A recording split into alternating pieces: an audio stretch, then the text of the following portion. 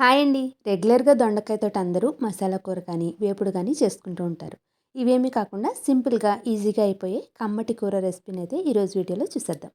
కమ్మగా ఉంటుంది కాబట్టి పిల్లలు కూడా చాలా ఇష్టంగా తింటారు. దీనికోసం పొడవుగా ఉన్న దొండకాయలనైతే వాటిని నిలువుగా కట్ చేసుకొని సగానికి చేసుకోండి. ఇలా పొడవుగా కట్ చేసుకుంటేనే ఈ కూరకు బావుంటుంది. ఇప్పుడు మరిగే నీళ్ళలో కొద్దిగా ఉప్పును వేసుకుని ఒక 2 పొంగులొచ్చేలాగా ఈ దొండకాయ ముక్కలను ఉడికించుకోండి.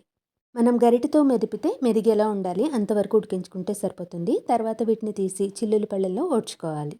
ఈలోగా పాన్లోకి కొద్దిగా నూనెని వేసుకుని శనగపప్పు, మినపప్పు, జీలకర్ర, ఎండుమిర్చి, కరివేపాకు పోపును వేసుకుని ఈ పోపు కొంచెం వేగిన తర్వాత మనం ఓడ్చి పెట్టుకున్న దొండకాయలను వేసుకుని వేయించుకోవాలి.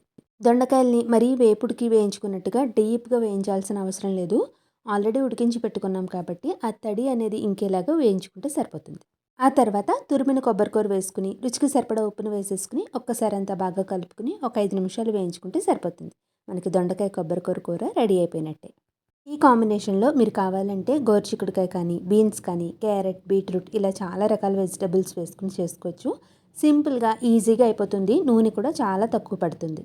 కమ్మగా తినాలి అనుకునే వాళ్ళు ఇలా చేసేసుకోవచ్చు. కొద్దిగా కారం కావాలి అనుకునే వాళ్ళు కొబ్బరి తురుముకునేటప్పుడు ఒక 2 పచ్చిమిర్చిని వేసుకుని గ్రైండ్ చేసుకుంటే కొంచెం కూర అనేది కారం వస్తుంది. మీ టేస్ట్‌కి తగ్గట్టుగా కొబ్బరి కూరని వేసుకోవచ్చు. సింపుల్‌గా, ఈజీగా అయిపోయే ఈ దొండకాయ కూర రెసిపీని తప్పకుండా మీరు ట్రై చేయండి.